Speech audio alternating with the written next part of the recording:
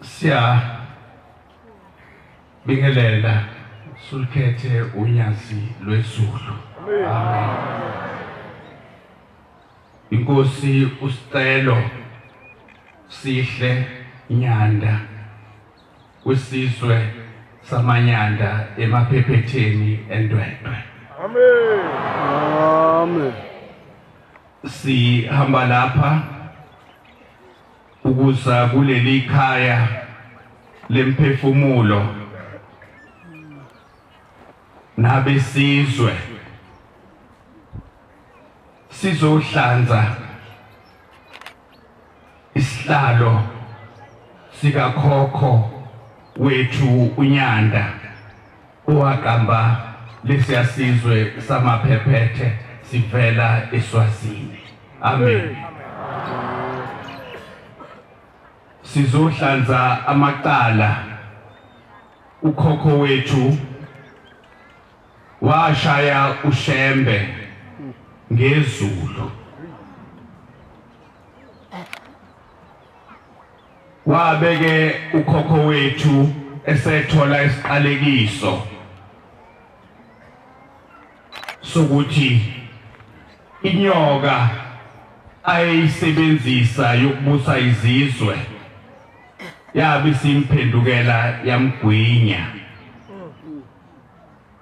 Silapha namhlanje ekhaya emphefumulo ngoba sizolungisa lokho kona kukakhokho wethu. Amen.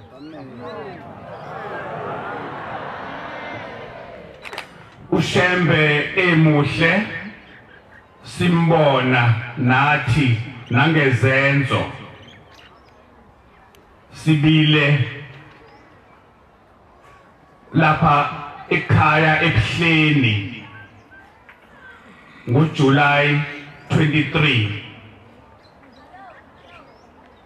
siya konxusa ngeinkomo ezimbili nembuzi eyayivuselela isihlalo sakhe uNyanda. Lokhu esabeke sesithola iseluleko sokuthi bakhona nabaphuphuma, bakhona ababephatha isikhwama engafanelekanga nokunye nokuningi okubaliwe obesihola ubaba uMajiya ekusithintayo nathi njengesizwe esize ngakho ke namhlanje siza nembuzi eziyisikhombisa zokuzohlanza lawo maqala nokunxusa sicela ukuba ke ukhokho wethu aphume esiswini saleyo nyoka. Amen.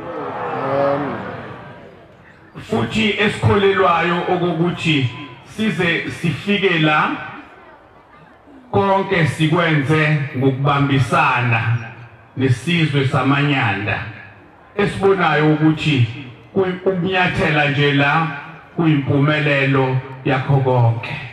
Amen. Siyabonga noma singayifakile ingubo kodwa imizwa ayi iyakhomba mshumayela ukuthi sekuseduze. Amen. Siyabonga ukwamukeleka kulomuzi umkhulu. Amaphephethe akhona la ahlukene ngeyigaba ngeyigaba.